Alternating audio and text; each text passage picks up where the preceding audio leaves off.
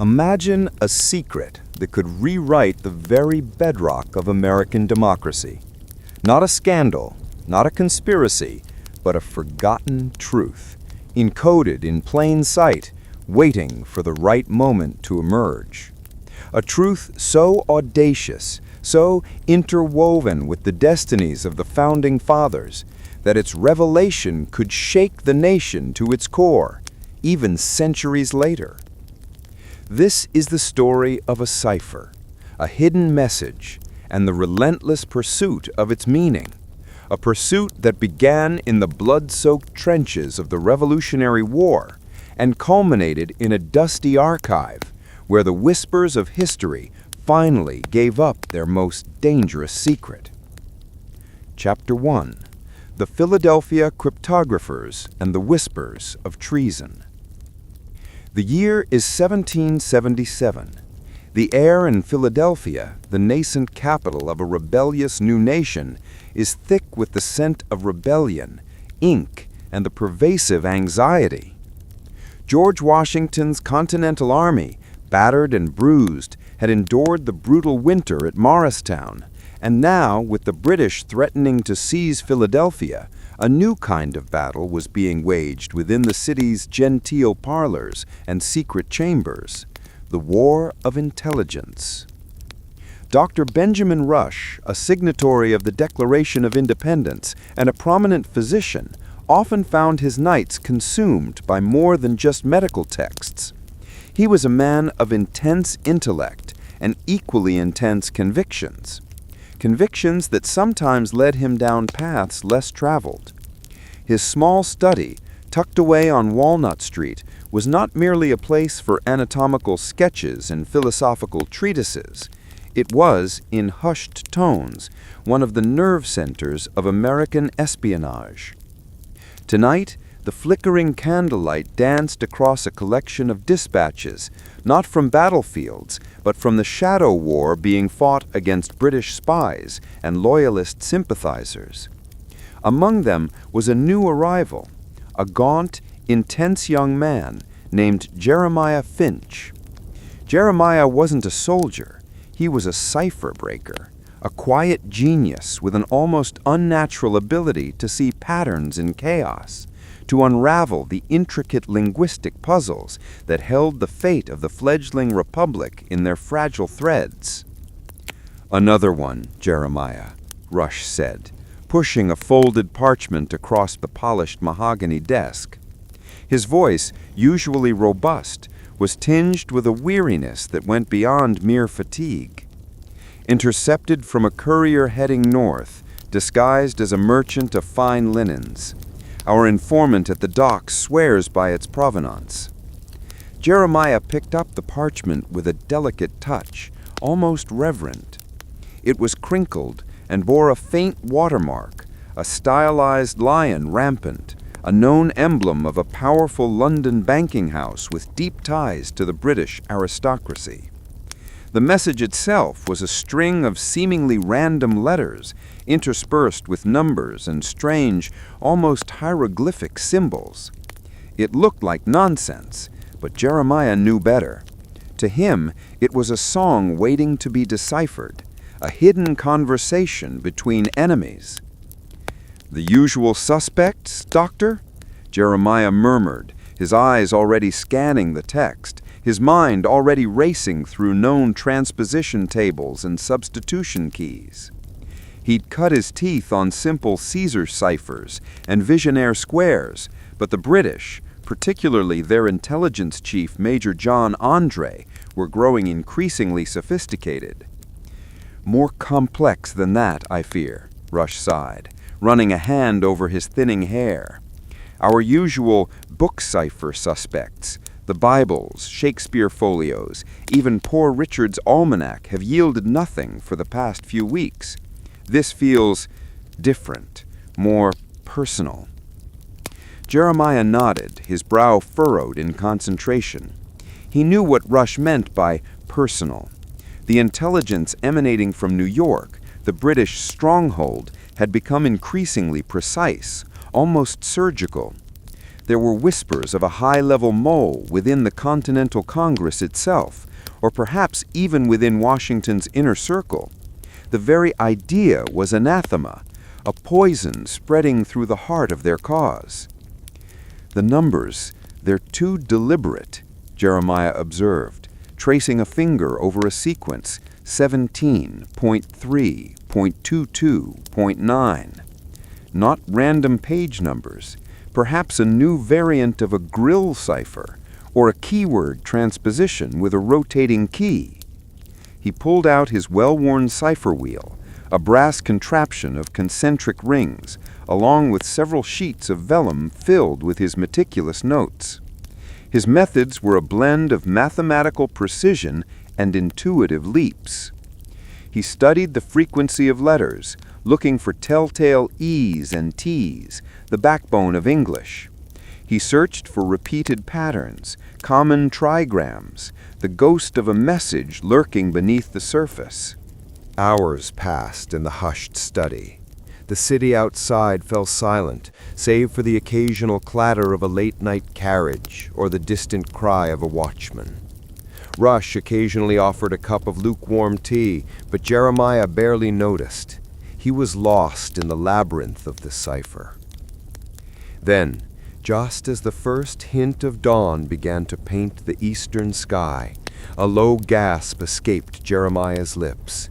He'd found it. Not a single key, but a combination, a multi-layered encryption that used a seemingly innocuous document as its initial key. "The king's speech," Jeremiah whispered, his voice hoarse with exhaustion and excitement. "They're using specific words from it as a moving key, combined with a variation of the Beaufort cipher." Rush leaned forward, his eyes wide with anticipation. "What does it say, Jeremiah? Quickly!" Jeremiah began to transcribe, his quill scratching furiously on a fresh sheet of paper. The message, once revealed, sent a chill through the usually unflappable Dr. Rush. It detailed troop movements, but not just British ones. It spoke of Continental Army positions, supply lines, and, most damningly, a planned rendezvous for a high-value American asset, a defector of significant standing with a British intelligence officer. The meeting point was vague, beneath the whispering willow, by the forks of the river, near the King's Grant markers. But the last line turned Rush's blood to ice. "The serpent will strike at the heart of the eagle. Prepare for the fall." The serpent. The code name was chillingly familiar. It had appeared in previous, less complex intercepts, always linked to information that only someone with intimate knowledge of the American cause could possess. And the heart of the eagle. It could only mean Philadelphia, or worse, the Continental Congress itself. "We have to act," Rush declared, his medical calm replaced by a fierce urgency. "This cannot wait. General Washington must be informed immediately. The defector must be identified and stopped." But Jeremiah had noticed something else, a subtle anomaly within the cipher structure, a series of seemingly extra, misplaced characters that, when re-examined with a different key, a key he had painstakingly reconstructed from residual patterns, yielded a secondary, far more personal message. This wasn't part of the military intelligence. This was a private communication, embedded within the main one, a ghost in the machine. He hesitated, a moral quandary flashing through his brilliant mind. His duty was to the state, to reveal all intelligence pertinent to the war effort. But this felt different. It was a fragment, a personal aside, almost a confession. The secondary message, only a few words, sent a shiver down his spine. "Our true purpose, known only to those who see beyond the illusion. The pact endures." And beneath that, a single cryptic initial, deeply embedded and almost invisible. A.H. He quickly scratched out the main message for Dr. Rush, handing it over without mentioning the secondary, more disturbing revelation. He knew, instinctively, that this AH was not part of the Serpent's plot, but something else entirely, something older, deeper, and perhaps far more dangerous in its implications. He filed it away in the deepest recesses of his mind, a seed of doubt planted, a mystery demanding further exploration. Little did he know, this was not just a cipher he had broken. It was the first thread in a tapestry of secrets that stretched back decades, entwined with the very men who were even now crafting a new nation. The illusion mentioned in the hidden message would prove to be a carefully constructed facade, concealing a truth about America's founding that few could ever have imagined. And the pact, that was the most terrifying secret of all. Chapter 2. The Loyalists' Lament and the Quaker's Shadow. While Jeremiah Finch toiled over ciphers in Philadelphia, across the river in British-occupied New York, another kind of drama unfolded. Josiah Pinter, a man of refined tastes and a staunch loyalist, paced his opulent drawing room overlooking the Hudson. The scent of burnt timber still lingered in the air from the great fire that had ravaged parts of the city, a testament to the chaotic times. Pinter was a shipping magnate, his fortune built on trade between the colonies and Great Britain. His loyalty to the crown was unwavering, not just out of self-interest, but from a deep-seated belief in the stability and justice of the British Empire. He saw the American rebellion as a misguided, dangerous folly, led by hotheads and demagogues. His guest, a stout man with shrewd eyes and a meticulously powdered wig, was Major John Andre, the head of British intelligence in North America. Andre, despite his charm and artistic leanings, possessed a steel-trap mind perfectly suited for the clandestine war he waged. "Pinter, my dear man, you seem distressed," Andre observed, sipping a glass of Madeira. He noted the tension in Pinter's jar, the slight tremor in his hand. "Distressed is an understatement, Major," Pinter retorted, gesturing vaguely towards the bustling harbor. "My last shipment of rum, destined for our troops in Boston, was intercepted. Again. Our intelligence indicated the route was clear." Andre's smile tightened, a flicker of irritation in his usually composed demeanor. "Our intelligence is only as good as its source, Josiah. We have a network, yes, but the rebels have their own, and they are surprisingly adept at breaking our codes, it seems." He did not mention the intercepted message that Jeremiah Finch had just cracked. Andre was too proud, too cunning to admit such a significant failure aloud. But the loss of intelligence, the increasing security around continental assets, gnawed at him. He knew a leak existed on their side, or, more disturbingly, a cipher breaker of extraordinary talent among the rebels. "I have another matter, Major," Pinter continued, lowering his voice. "A personal one, but it touches upon the larger conflict." He moved to a heavy mahogany cabinet, unlocking it with a small ornate key.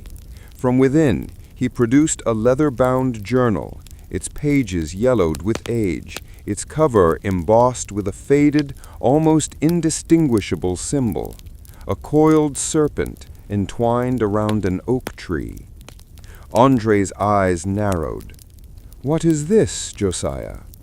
"My grandfather's journal, Major. Elias Pinter. He was a Quaker, Major, but not of the pacifist sort. He was an unconventional Quaker, involved in certain philosophical societies in the early 18th century, societies that prided themselves on knowledge, on hidden truths." Pinter opened a journal to a specific page. It was filled with a curious mix of botanical sketches, alchemical symbols, and dense philosophical musings. But what caught Andre's eye was a series of strange, almost geometric designs, accompanied by a repeating phrase in Latin, Novus Ordo Seclorum, a new order of the ages. My grandfather, before his death, spoke in riddles of a grand design, a plan conceived by men of great influence, both here and in England, Pinter elaborated, his voice strained. He believed they sought to reshape the world, to guide the course of nations, using hidden means. He called them the architects of dawn. Andre, usually skeptical of such mystical pronouncements, felt a prickle of unease. He had heard whispers of various secret societies, Masonic lodges, and philosophical clubs that often crossed the lines of political allegiance. Many prominent figures on both sides of the conflict were known to be members. And what does this grand design entail, according to your grandfather? Andre asked, feigning casual interest, but his mind was already connecting threads. Pinter pointed to a cryptic entry in the journal, a series of seemingly random numbers and letters. He claimed they manipulated events, swayed public opinion, even provoked conflicts, all for their ultimate goal. And this is a cipher. He never explained it, but he called it the serpent's coil. Andre's heart gave a jolt. The serpent. The very code name of his highest value asset, the source that had been providing such critical intelligence about the Continental Army. Could there be a connection? Was his serpent merely a pawn in a much larger, older game? The serpent's coil, Andre repeated slowly, his mind whirring. And the goal? What was their ultimate ambition? Pinter closed the journal with a snap. He spoke of a new republic, a nation built on principles known only to them, a nation designed to be a crucible for their grand experiment. And he warned that those who stood in their way would be quietly removed. A silence fell between them, heavy with unspoken questions. Andre was a man of action, a pragmatist, yet the story resonated with a certain insidious logic. The sudden, almost impossible unity of the colonies against the might of the British Empire, the unwavering resolve of some of the rebel leaders. Could it be more than just patriotism? Could it be the result of a subtle, long-term manipulation? Josiah, Andre said, his voice low and serious, I believe this journal may hold a key, not just to your grandfather's philosophical musings, but to the very nature of this rebellion. Can you lend me this for a time? I have men, skilled in these matters, who might be able to decipher it. He was, of course, thinking of his own cipher breakers, men he now suspected were less talented than their American counterparts. He hoped this new challenge might prove their worth. Pinter hesitated. This journal was a family heirloom, a link to a past he barely understood. But the fear for his business, for the future of the empire he held so dear, outweighed his sentimental attachment. Very well, Major, Pinter conceded, handing over the worn journal. But be careful. My grandfather warned that the truths within are dangerous. They have a way of consuming those who seek them. Andre took the journal, his mind already formulating a plan. He had to know if this serpent's coil was connected to his own network, and more importantly, if it held the secret to unraveling the entire American rebellion. Little did he know, the coil he now held was not merely a cipher, but a thread connecting two distinct yet strangely intertwined historical narratives, one of overt rebellion and another of a far more covert, almost alchemical transformation of a nation. And the initial AH that Jeremiah Finch had found in the American cipher was echoed in a different context within the intricate hidden symbols of Elias Pinter's journal. Chapter 3: The Young Scholar and the Philadelphia Archive. Years later, the War of Independence was long over. America had won its freedom, but the scars remained. The new nation, fragile and uncertain, grappled with its identity, its future, and the immense task of building a lasting republic. Philadelphia, once the hotbed of revolution, had settled into the role of a bustling, prosperous city, its cobblestone streets echoing with the sounds of commerce and the impassioned debates of nascent democracy. It is now 1805. In a dimly lit, dusty room above the American Philosophical Society, a young scholar named Ethan Caldwell meticulously cataloged a collection of recently acquired papers. Ethan was a man of quiet brilliance, with an insatiable curiosity for the untold stories of the past. He possessed a keen eye for detail, a gift for languages, and a deep respect for the men who had forged the nation. He wasn't looking for grand narratives or heroic sagas. Ethan was drawn to the periphery, the footnotes, the seemingly insignificant scraps of paper that often held the most revealing truths. He believed that history wasn't just made by generals and presidents, but by the myriad of ordinary individuals whose lives intersected with extraordinary events. Among the boxes of documents donated by the estate of the late Dr. Benjamin Rush, Ethan found a thick dossier labeled simply Cryptographic Correspondence, 1777 to 1780. Inside, neatly organized, were hundreds of intercepted British dispatches, their original ciphers alongside Jeremiah Finch's painstakingly accurate transcriptions. Ethan knew of Finch, of course, the unsung hero of American intelligence, whose brilliant mind had foiled countless British plots. But as Ethan reviewed the documents, something caught his eye, a recurring pattern in Finch's personal notes, scribbled in the margins of certain dispatches. Not in the ciphers themselves, but in Finch's own annotations. He found it in several places, a small, almost imperceptible symbol, like a stylized loop, often accompanying the phrase, "See secondary notation." But when Ethan checked the corresponding documents, there were no secondary notations. It was as if Finch had intended to add something, then thought better of it, or perhaps had hidden it elsewhere.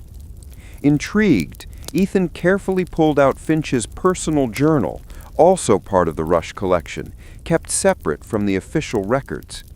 He hoped to find an explanation there. The journal was a treasure trove of technical notes on cryptography, philosophical musings, and even some surprisingly poignant reflections on the war and its human cost. And then he found it. Tucked within a section marked Personal Observations Unofficial, a series of entries that made Ethan's blood run cold. Finch had indeed recorded his secondary notations.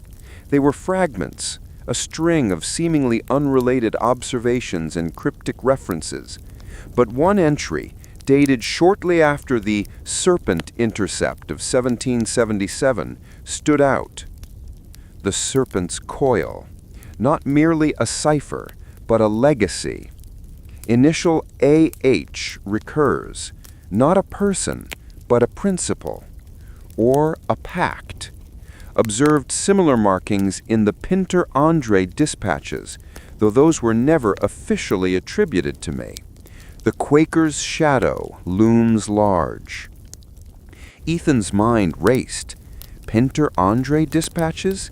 He knew Major Andre had been captured and executed in 1780, and a Quaker's shadow? What did it all mean? He cross-referenced the names.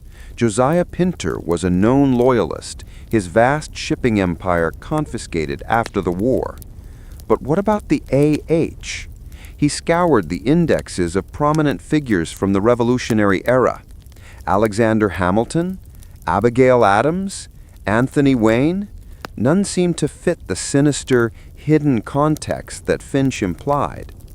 As he delved deeper into Finch's personal papers, he uncovered a series of letters exchanged between Finch and a reclusive elderly printer in Boston named Samuel Thorne. Thorne, it turned out, was a master engraver, known for his intricate work on maps and official documents for the Continental Congress. The letters were coded, but using a more simple, more personal cipher that Ethan, with his skills, quickly unraveled. They spoke not of military intelligence, but of ancient texts, esoteric symbols, and a brotherhood of the key. Thorne, it seemed, was more than just a printer. He was a keeper of certain obscure historical knowledge, a kind of unofficial archivist of forgotten societies. One letter from Thorne to Finch, dated 1779, contained a chilling warning. Jeremiah, be cautious in your pursuit of the serpent's coil. There are forces at play, older and more cunning than any we face on the battlefield. The architects of dawn have long sown their seeds, and their harvest is now at hand. The very fabric of our emerging nation is interwoven with their designs. Do not seek the identity of A.H. directly. Seek instead the purpose of the pact. The answer lies not in who they are, but in what they built and what they seek to build anew. The letter also referenced a specific location, the forgotten cornerstone beneath the old bell tower in Philadelphia. Ethan felt a surge of excitement, mingled with a growing sense of dread. This was more than just espionage. This was a hidden history, a secret stream flowing beneath the river of known events. The forgotten cornerstone. What could it mean? Philadelphia had many bell towers. The most famous was, of course, the State House, where the Declaration of Independence had been signed, and where the Liberty Bell now resided. He spent weeks immersed in the archives, pulling obscure pamphlets, architectural blueprints of colonial Philadelphia, and even ancient property deeds. He discovered that the original State House, built in the 1730s, had undergone several renovations. And in one archaic blueprint, he found it. A small, almost unnoticed annotation in a corner, indicating a ceremonial cornerstone laid in 1732 beneath what would later become the northwest corner of the main building, directly beneath the foundations of the original bell tower. The annotation was accompanied by a single, peculiar symbol, a coiled serpent entwined around an oak tree, the same symbol on Elias Pinter's journal. The coincidence was too profound to ignore. The symbol of the serpent's coil, the pact, the architects of dawn, all seemed to converge on this one physical location, this forgotten cornerstone. Ethan knew he had to investigate. The thought of disturbing such a historical site, especially one connected to the very birthplace of American liberty, filled him with trepidation. But the words of Samuel Thorne echoed in his mind. The answer lies not in who they are, but in what they built and what they seek to build anew. He decided to approach the venerable members of the American Philosophical Society, presenting his evidence with the utmost care, hoping they would grant him permission to examine the site. He stressed the historical significance, the potential for uncovering new insights into the construction of such a pivotal building. He deliberately omitted the more sensational details about secret societies and pacts. After much deliberation and with some skepticism, permission was granted. A small team of historians and a single stonemason were assembled. The excavation would be discreet, undertaken with the utmost respect for the historical integrity of the building. On a cool autumn morning, under the watchful eyes of Ethan Caldwell, the stonemason carefully began to remove the paving stones near the old bell tower. Layer by layer, the earth was gently removed. The work was slow, painstaking. Then the stonemason's pick struck something solid, something that was not earth or bedrock. Carefully, they cleared away the soil, revealing a perfectly cut block of granite, almost hidden beneath the foundations. It was indeed a cornerstone, and etched into its smooth surface was the unmistakable symbol, a coiled serpent entwined around an oak tree. But there was more. On the underside of the stone, facing downwards into the earth, was a hollowed-out cavity sealed with lead plate. And on that plate, cast in relief, were the unmistakable initials A.H. Ethan's breath called in his throat. He had found it, the beginning of the pact, the physical manifestation of the serpent's coil.